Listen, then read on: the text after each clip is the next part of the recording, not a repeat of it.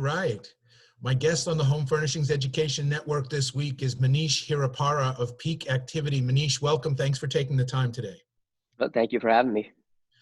Can you just give folks who may not be familiar with Peak and with your own background, just a little bit of insight into who you are, where you've come from and what Peak is doing? Sure.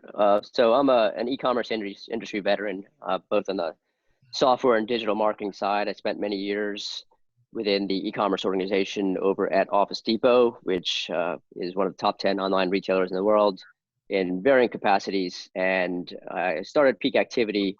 I'm the founder and CEO now about 5 years ago. And our focus is primarily on digital marketing as well as game-changing technology in the both the e-commerce as well as the general software development world. So really looking to have our customers take advantage of the advances in technology and digital marketing techniques to use it to their benefit to grow their businesses in new ways and really provide the expertise that I've had personally along with my senior leadership team at a large scale and bringing that to both the furniture industry and industries at large. Overall, Peak Activity is now about over 100 people, probably close to about 120 people strong, and really crossing over the technology and marketing spectrums pretty well, and continuing to grow and really advance the digital marketing and digital technology capabilities throughout the world is where our customer base is.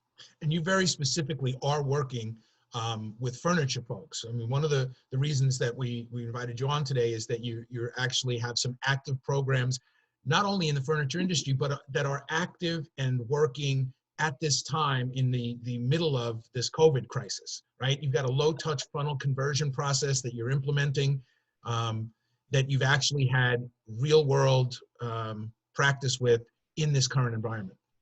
Absolutely. One of our first and one of our most dear customers is City Furniture down in South Florida. And, we work with a number of different furniture companies. The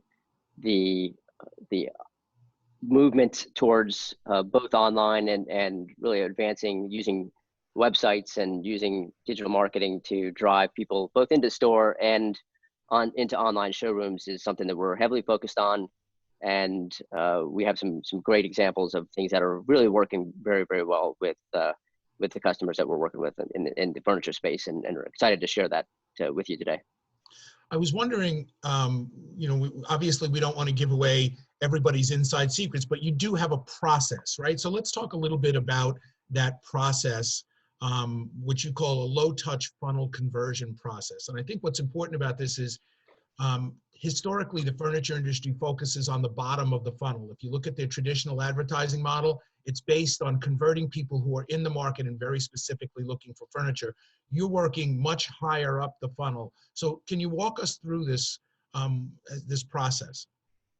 Absolutely. So obviously with some of the craziness that's going on with the pandemics, we've got a lot of people that are afraid to go into stores, afraid to engage with associates, and what we have really been developing, and this is the good news is we've been working on this sort of model for many years, right? As you think about e-commerce and the introduction of online to the mix of what has traditionally been, as you said, the bottom of the funnel conversion and focus on getting people into the store that are interested in buying and engaging with furniture.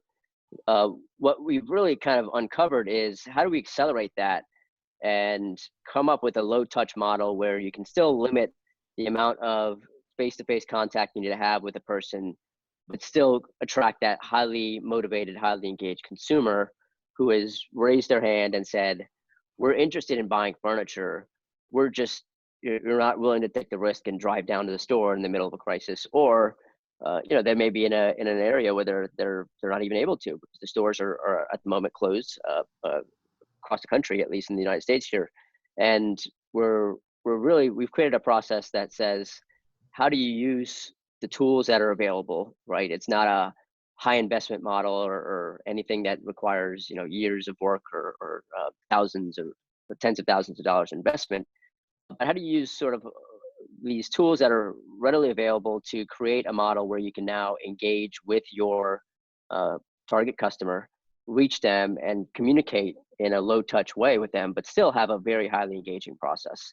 And engagement process is where we're going. And I'm happy to outline some of the specifics of that. If you could provide some specifics, that would be great. Okay, so our overall goal is, if you think about how to get furniture traffic back, right? You may have a store that is at the moment, or a showroom that's closed, or you may be in an area where you have to limit the essential versus non-essential conversation.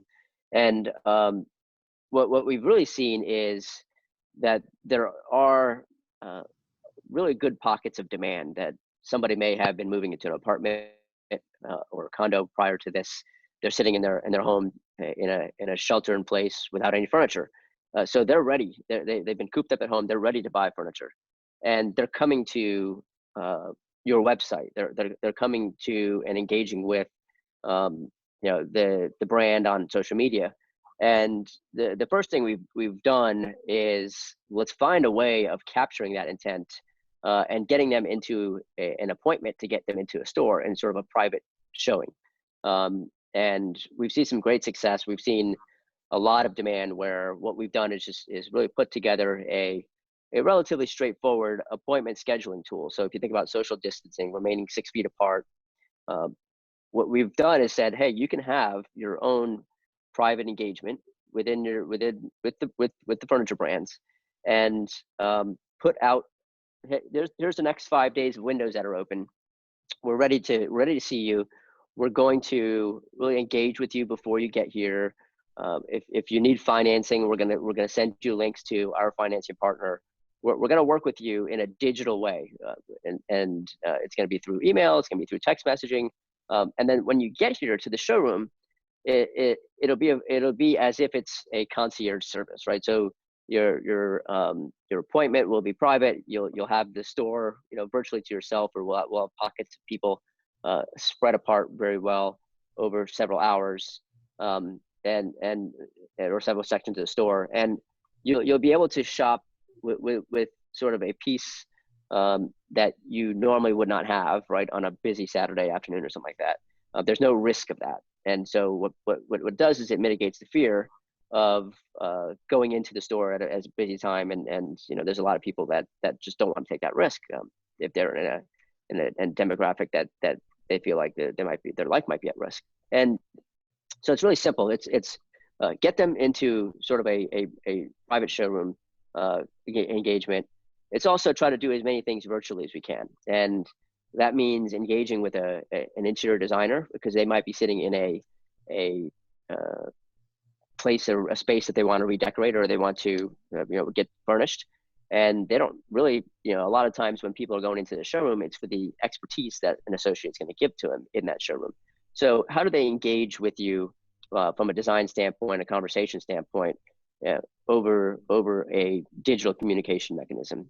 So tools like mobile apps and tools like SMS and text messaging have become invaluable. You can take pictures. You can have meaningful exchanges.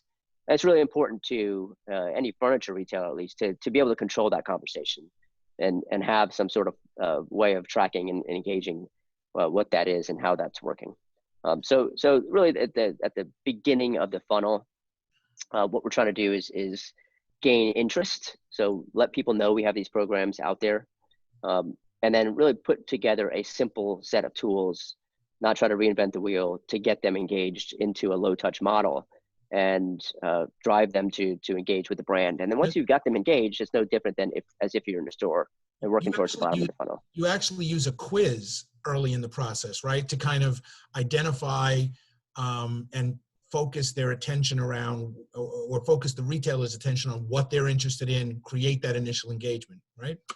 That's exactly right. The tools that are out there, online quizzes, if you think about social media, if you think about Facebook and tools that are out there like that, people are used to answering these quizzes. People want to give you information and help guide you on what they're looking for. So if you're in a coastal town on the the Outer Banks in North Carolina looking for some furniture, you may be looking for coastal furniture. You want to answer those types of questions so that when you do show up in a store, if you think about, social distancing in an appointment setting, you want to maximize the amount of people you can get through the showroom as we start to reopen up the economy here.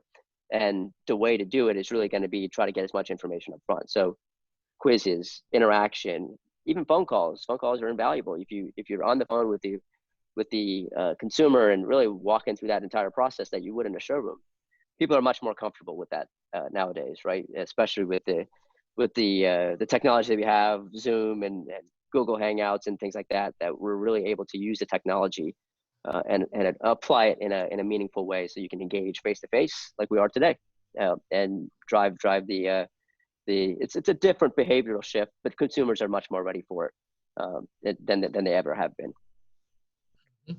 So after you create that engagement, you create that appointment, where do we go? Like, what are the series of steps to, to converting that sale? So the good news is, once they've begun that engagement process, the conversion rates are higher, much higher than we see actually in store on a normal basis. Really, these are people that have an intent to shop and to purchase. So the key is, okay, if you think about, we've got really big 4 steps to the process. Get them into an engaged appointment, right? I mean, that's fill out the quiz or set up a time for them to come into the showroom, and then engage with them ahead of time. So before they come, talk through live chat or work through email, see if they've got any wish lists or any ideas. But once they get there and once they do begin the engagement, what we see is there's actually 2 paths.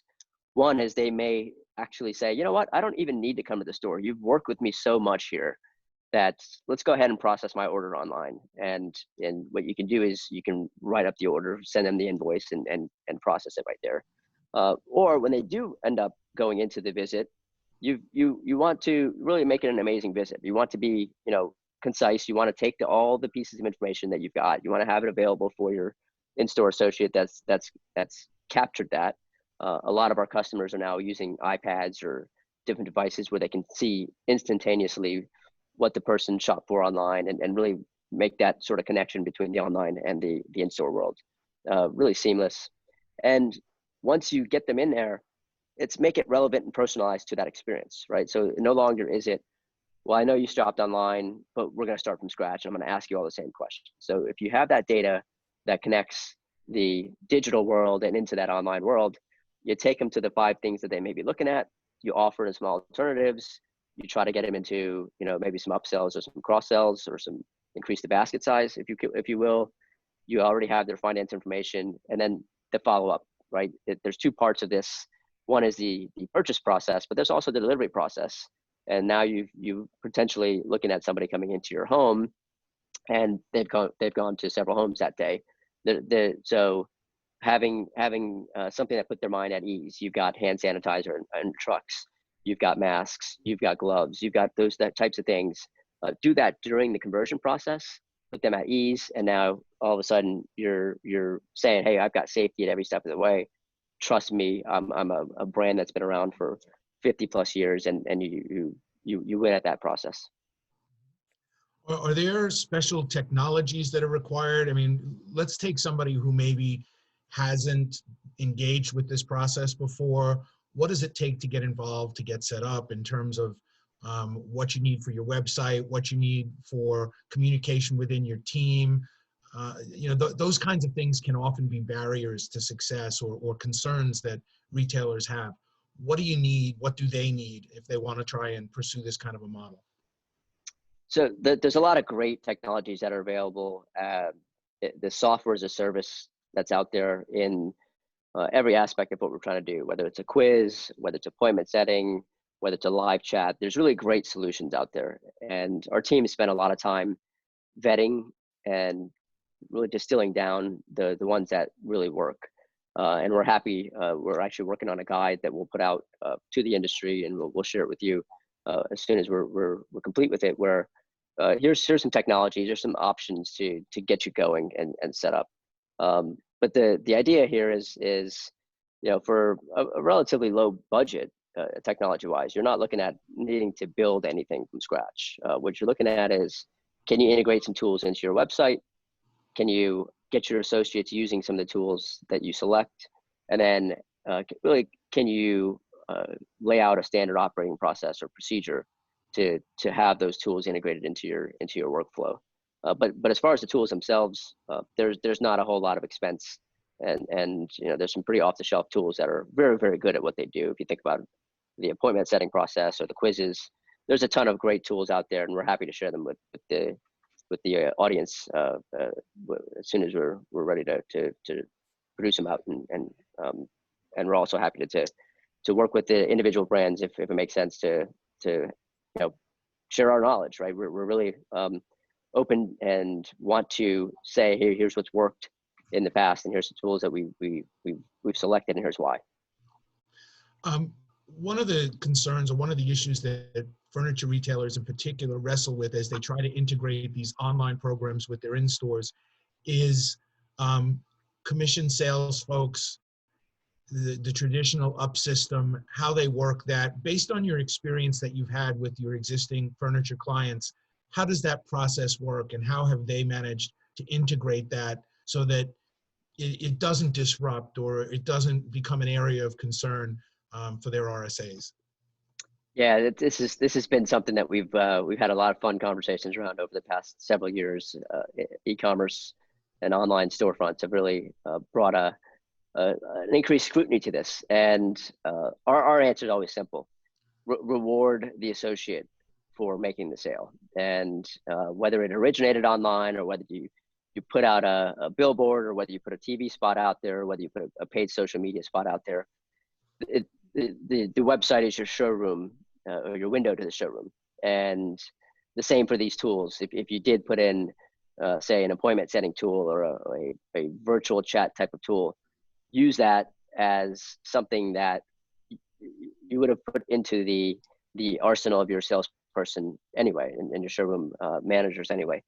So instead of trying to create channel conflict, our mentality, and it's worked quite effectively, has been really let those stores use these tools as a competitive advantage, and don't try to change your entire commission structure based on an origination, or whether you made an investment in a tool and it came back in. Really, it's about the closing of the sale and the conversation, the relationship you set up with the customer. So the furniture retailers, especially those that have a multi-channel model, should really embrace the fact that these are just new tools, no different than a newspaper ad would have been wildly effective 10 or 15 years ago, or a television spot still is very effective in driving traffic in. You should really be able to use these additional tools to say, look, I've got a highly qualified customer, but that's not a slam dunk by any means. Reward the associate for what they're doing. And then when you do see the orders shift completely online, when you do see maybe not as much in-person engagement, so they never really associated with that in-person visit, what we've seen are some pretty good models that you can think about from a geography standpoint, meaning that delivery zip code is within the store's radius. More than likely, they would have engaged with that store. The internet and the online businesses are really typically within a certain distance from a store is where you see the traffic. In my days at Office Depot, you see a much higher within 3 miles of a store. You saw a much higher online penetration rate than you did 10 or 15 miles from the store. And the same holds true for most brands that we work with. So instead of saying, look, this is an online only order, what we've tended to do a lot of times with our retail customers is said, let's attribute everything that's within a zip code within 3 to 5 to 10 miles of the store to that store. And instead of saying online has its own necessarily store ID and it's its own channel, it's just an extension of your stores, and anything within a certain radius of the store it goes into a pot. It may not have an individual associate that have worked it, but at least it's kind of like a tip jar at a restaurant, right? It's a pool of commissions that you can distribute out, and that keeps the retail associates really highly motivated to work with both channels, because now it's almost, almost free money coming into them. And from a store leadership perspective or a furniture leadership perspective, you don't end up having to deal with a lot of those nagging issues around channel conflict, or associates trying to sandbag one channel and boost up their own channel. So it takes care of, I know it's an expense, but it takes care of a lot of the noise that you have to deal with when you're trying to operate a business in these crazy times. Where does that transition take place in the communication between the store, right, the digital engagement, and then the transition to either an interior designer or a retail sales associate? How does that transition occur, and where does that occur in the process? We would like it to be as early as possible. The sooner you can engage with a human being, even if it's a personalized email, an assignment behind the scenes. So let's pretend you come onto the website and you say, hey, I'm making an appointment for a week from now. We would like to, ideally, and this is where systems obviously make impact, ideally see if we can get that assigned to somebody as soon as possible in the funnel, and have some dialogue begin right away. Whether it's just an email saying, hey, I'm Susan, I'm your personalized shopper or personal shopper, and I'm looking forward to your visit. And if you have any questions before, engage with me. And even if Susan's not working that day, what you do is you set up a process or an operating procedure that says, okay, hey, a day before the appointment, hey, this is Susan. I'm reaching out by email. I unfortunately won't be at the store, but go ask for Johnny, who may be there at the same time. So the goal is really to try to move it early in the process if you can, and include the people that are working within the system early in the process. So what you don't want to do is, this isn't artificial intelligence or anything like that, where you want to have a chat bot that is a no-name chat bot that's engaging with them. Your goal is no different than in the stores. Engage early, greet them, let them have some time to browse, and be able to continually touch them on a regular basis. So can you share some insights, some real world insights in terms of what you've been doing, at least a little bit maybe, with City Furniture? Because I understand that they've been utilizing this process since the COVID shutdown, or since the COVID process, the virus has really impacted business, and have achieved some success. So can you share some insights into how that's worked, and a little bit of detail? So those insights are really what make us super excited about this. And it's one of those things where what we did was we went after low effort, high ROI projects, and we're continuing to prioritize that. And this program that we've created, this low touch model, is one of them. We were actually working on a lot of this prior to COVID-19 hitting, and what COVID did was just really accelerate the implementation of it. The numbers are the proof in the pudding. It's really rewarding to see. We turned on the program in a number of days. Really, we had configured in a number of hours. We had some of the solutions already kind of vetted, so we were ahead of the game from that perspective. But what we did was we put it out. And City Furniture is spread out through Central and Southern Florida. Southern Florida is much more affected by COVID-19 than Central Florida has been. So some showrooms were able to remain open and operational as they had been. Others were completely shut down. And what we did was we started with one showroom, the largest one where the corporate headquarters are. And we just opened it up for some appointments. And just like that, you had appointment slots being booked out. And Wow. The good news was, we saw that when somebody booked that appointment slot right away, they were ready to buy. There was pent up demand. There is pent up demand that's in the marketplace. They came in, in essence, they knew what they wanted to see, and they knew they were ready to purchase. We could walk them through the finance options. We can walk them through, additional maybe products that they might want to be interested in, and you saw conversion rates that were just through the roof, right? Is you had a real world buyer that was there. Since then, we've expanded the program. We're adding more stores. We're adding more time slots and things like that, the demand hasn't waned. It's really it's really helping city furniture, and we're working with more furniture on the West Coast as well. Put this into place where the demand is there, the needs of the consumers have been unmet for 3 or 4 weeks, and it's giving us a way to open the stores back up. Because I think a lot of us, when this COVID thing first hit, we thought it would just be a sort of a V, like we would shelter in place. There would be a magical ending at the end of 2 weeks. We would open the country back up, and everybody would go back to the way they had been in the past.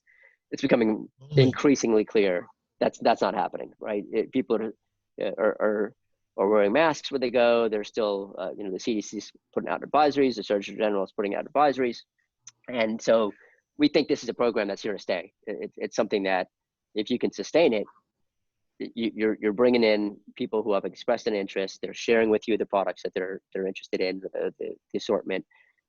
They're engaging with digital tools. These are all the things that the industry has been shifting to for many years already. And I think the results in just the short time that we've been rolling out this program have been spectacular. And we see a sustained success coming from it, where you're going to see higher conversion rates. You'll probably see higher order values.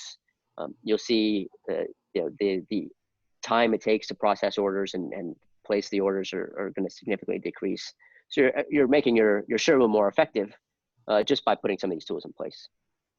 It seems to me that this could be a strategy that would work really well as we start to get to that point where stores are going to be able to gradually start opening again. And they're starting to think about, what does that opening look like and how do we work into that, right? Because I don't think it's going to be, we flip a switch and everything goes back to normal tomorrow and people can come to the stores and Saturday traffic is up. It seems to me that this is going to be kind of a gradual process. So let's say theoretically somebody wanted to try to use this model as a way of gradually opening back up their stores and re-engaging. What would that look like? When, in other words, how far out should they start to be thinking about this? How far out from that opening? What steps do they need to implement as part of a gradual opening process? Yeah, I think. Look, I had a conversation with Rick, who was the CEO of More Furniture last week, and I had a pretty open conversation with him. I'm like, hey, what can we do to help you get this process started? And I encourage anybody that's either not able to do business today or thinking about opening back up to start the process right away. It doesn't take a long time. It's a couple of days of a process to get things set up, and you could, if you really wanted to accelerate, you could probably do it in a day or two. So I'd encourage now being the time to start thinking about it. Don't think, hey, I'm going to open back up on May 1st, so I'll start thinking about it April 30th, right? That's and I think it's overall part of a strategy that you should be thinking about anyway, which is, hopefully most people are thinking about, how can I upgrade my website? How can I think about a mobile application that might make sense either for my associates or for my consumers? How do I look at things like drop ship programs that might be filler in the interim, so I can have the right product assortment that I might not have to deliver myself because my delivery trucks are not able to get out on the road. So I'd almost say, if you're not thinking about it today, start thinking about it today. I would hope most of the CEOs in the furniture retail retail world that I've had conversations with, they've been thinking about this for years, right? It's not something that's going to be completely new to anybody.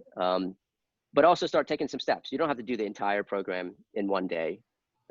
Maybe just thinking about, do you have a general manager that's available on Saturdays to go in and maybe do appointments by email, right? There's some very, very baby steps that we can take to get the furniture retailers in America back to work and get goods flowing back through and out of the warehouses, and more inventory coming in. I'm sure that's sitting out there overseas, but really just start taking baby steps. We're big advocates of an iterative and agile fashion of moving this along. It's not like you're trying to roll out this big massive program. It's going to take you 2 or 3 months to get there.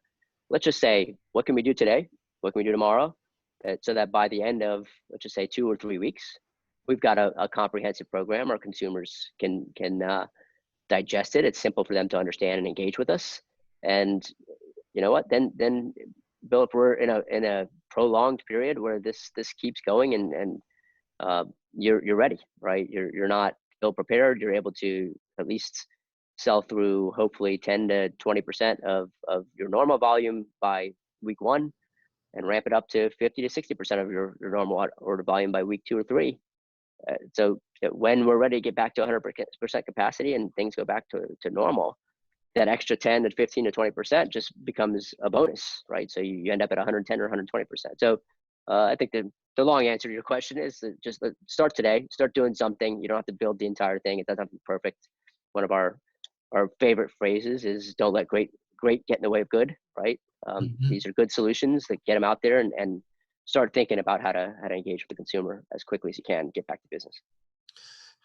What is the time frame between engaging with the consumer? Like, in other words, if we want to start that consumer engagement process well before the conversion process, what does that timeline look like? How far out do you start the engagement process with consumers before you have to start thinking, or before you start to execute on conversions and the secondary steps? Well, it's interesting. So we made some mistakes. We learned our lesson. We opened up just windows and time slots right away, and we saw consumers that were coming at 3:30 that had just booked the appointment at 2 o'clock, right? So it was one of those things where you saw it happen right away. But we also then had no shows because people were saying, "Oh, I have an appointment. I'm going to grab it," and then it wouldn't show up.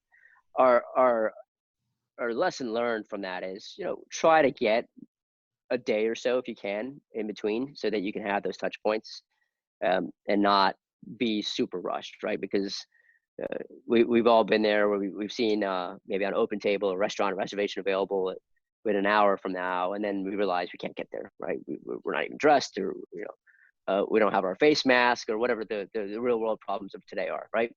And so our lesson learned, and I think I'd recommend, if you can, try to make it for next day appointments at the start. And each business is going to be different. If you make it too far out, if it's a week or 2 out, people will forget. You've got to have reminder of systems in place, and you got to, they may find something online and just short circuit the appointment. So I think if you could try to keep it within a couple of days, you're highly motivated. You're ready to get to that appointment. But I think what we recommend is start it with the next day or 2 days if you can, so that you can have a couple touches, but it's not an overly drawn out process, especially if it's a consumer that's ready to buy today. And if people wanted to get more information on peak activity, if they wanted to contact the company, what's the easiest, quickest way to investigate a little further? Sure. Our email address is hello@peakactivity.com. That sounds friendly. PEAK activity.com. So it's hello@peakactivity.com. Feel free to email us. We'll get back to you right away. Our website is peakactivity.com as well. And our phone number is 574-404-7325, or 404-PEAK, PEAK. So we're happy to any of those channels. You can engage with us on LinkedIn, social media. We're happy to engage whatever way is the easiest. And really just our goal is to help everyone get through this. And we're not looking to withhold information or share anything like that. We're really looking forward to getting America back to work and the world back to work, really, at that point. And anything we can do to cross-pollinate and things that have worked and share things that may not have, we're happy to do that. And it's a new world that we're going to be living in, and we're big embracers of change and innovation and forward-thinking adoption. So happy to share whatever lessons we've got learned and get us back to business. Yeah, I think those companies that recover most quickly are going to be those who are willing to embrace change. Absolutely, and it's interesting. It's been interesting for us as a digital first company, as a technology company. We've been incredibly busy over the last 3 or 4 weeks, right? Because the ones that, like you said, that are embracing the change, they're looking to get ahead of this, and they're looking for the digital solutions, the websites or the e-commerce solutions that will carry them forward and give them that differentiating experience. And so it's with with change comes opportunity, right? And I think we see that definitely, and the world has shifted, and we're never going to go back. There is no going back to normal. There's going forward and embracing where the new normal is going to be. Well, thanks for taking the time today to give people some ideas on how to go forward, some specific strategies on how to execute that, and then offering, some very specific real-world furniture applications. I think sometimes it's important for people to realize that this can work in the furniture industry. It is working in the furniture industry, and there are some specific solutions available. Absolutely, and the furniture industry is near and dear to our heart because they have a differentiating competitive advantage in the delivery networks and the ability to move great pieces of merchandise that are very large, right? And so taking advantage of that competitive capability and really keeping it intrinsic to them and looking at what we can do as an industry together. The tools are there, the opportunities are there, and consumers want this. So take advantage of it now while the don't let a good crisis go to waste, right? Is the phrase. I believe I've heard that. All right. Well, thanks so much for taking the time today. We really appreciate your time and expertise. All right. Thank you so much. Take care. Thank you.